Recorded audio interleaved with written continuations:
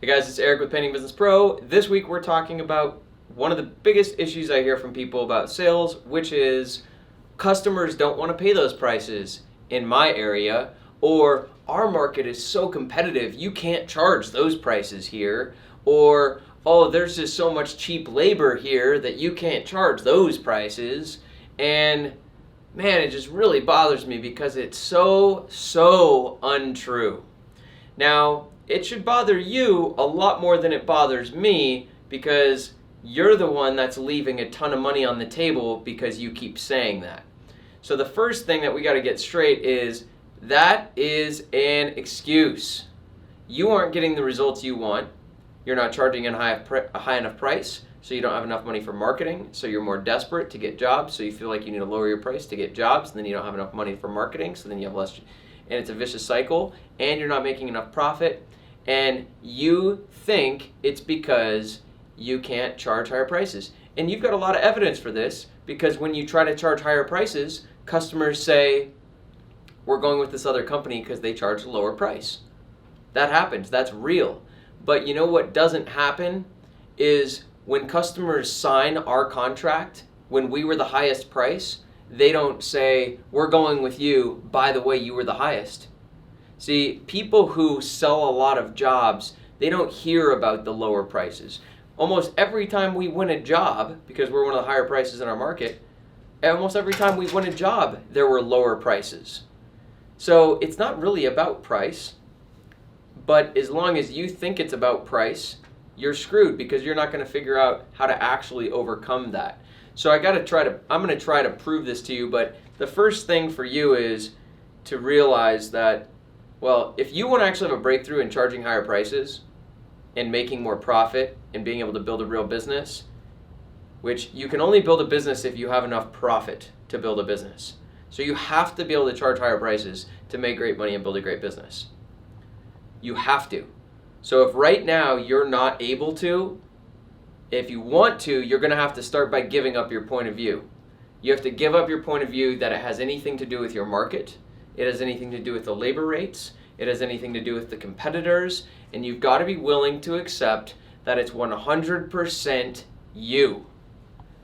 And I'm going to try to prove to you that it is, in fact, very true that it's all you. So the first piece of evidence is the biggest companies in your market are the biggest. If they're the biggest companies, that means they're doing the most jobs. You know, those companies that are on the top of Google, you know, that have all the reviews, they're getting the most calls because they're at the top of Google, and they're selling the most jobs. And because they're selling the most jobs, they have the biggest staff, so they have more overhead, which means they need to charge higher prices. So isn't that interesting? That the biggest companies that do the most jobs have to have the highest prices, yet they also, with the highest prices, they're doing the most jobs. How does that work? How is it that the company that has the most jobs is the one with the highest price, and then you're over here with far less jobs, yet you're charging a lower price? Shouldn't you, if it's really all about price, shouldn't you just be making it rain with your lower prices? No, you're not, because it's not about price. The only reason you keep hearing price is because if company A and company B both come out to do an estimate for me, and they are identical, right? Company A, like literally they both show up to the house, they both say hello, and then they both walk the house, and then they email me a bid at the exact same time. So if these are both identical bids, the only thing I have to compare is price. So I'm going to go with the lower price. And that's how most people in this business compete. But if company A comes out here and meets me and finds some information from me and then walks the house and then emails me a bid 2 days later, and they give me a certain price and they give me a certain experience, they give me a certain perceived value, and then company B comes out and company B sits down with me and gets to know me and I get to know them, and we actually kind of become friends a little bit, and they help me pick my colors, and they walk me around the house and they show me things, and they educate me on stuff, and they point out some problems, and they even point out some things that company A didn't even notice and didn't even mention, And company B actually right there on the spot writes up the estimate on a really professional contract form and comes back in and runs me through it, and they're dressed in company clothes and they're professional and all this stuff. And then they give me a price. Before company B even gives a price, I'm expecting it to be more than company A's price. I'm literally expecting it to be more. So if this one is 2 times the price, I might go with this person still because the experience and the perceived value is so much higher. See, it's not really about price, it's about trust. But if everything else is equal, it is about price. And that's where most people compete. See, we don't compete on price. We know what price we need to charge to make money and run our business and deliver on our promises to customers. And then we focus on how do I improve the customer's experience and how to improve the customer's value they're going to get. See, I don't just charge more. I charge more and I give a better experience and I give better warranties and I give better customer service and I have better people doing the job and better interactions with our company and more safety and security with our reviews and our warranties and all that stuff. Great, we're fully insured, workers' comp, and all the good stuff, right?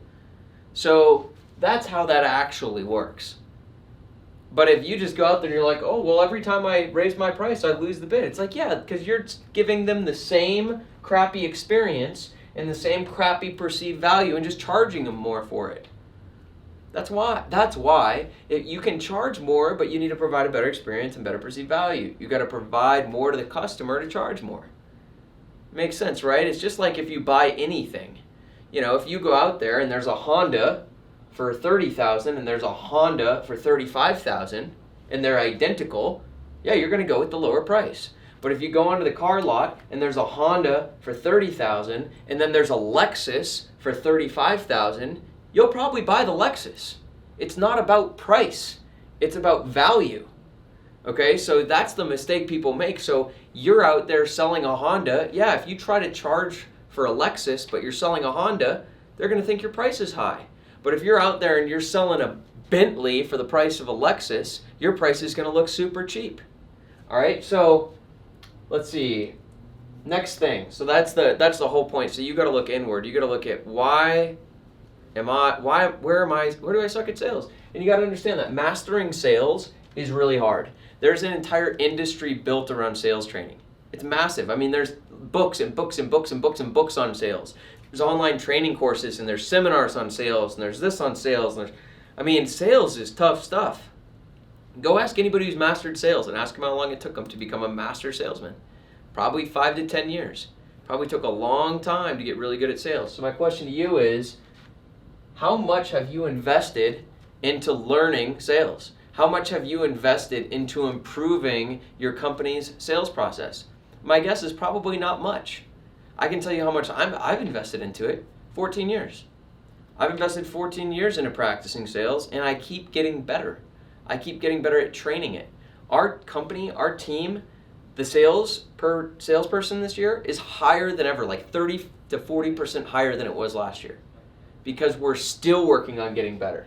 So the question is, how much have you invested into learning sales? Probably not much. That's where you should probably start. Second thing is, how much is it costing you? If every single job you did this year, you could have charged $300 more.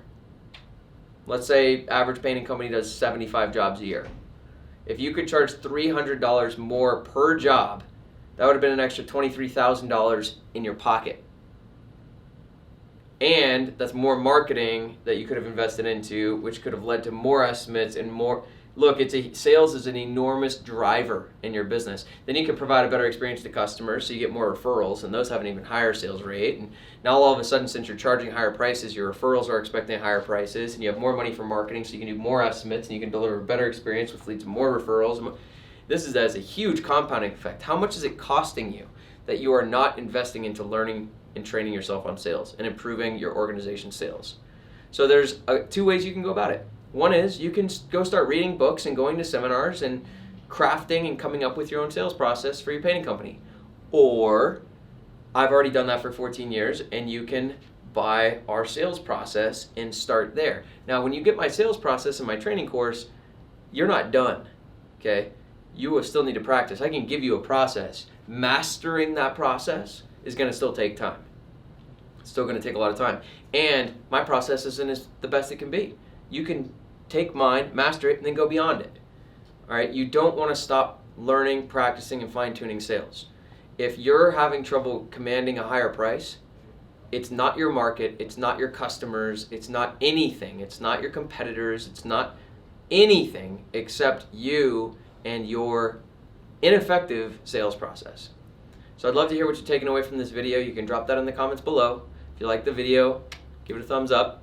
And next week, we'll be back talking about a couple more of the most common issues that people run into when attempting to start or build their business. So we'll see you then.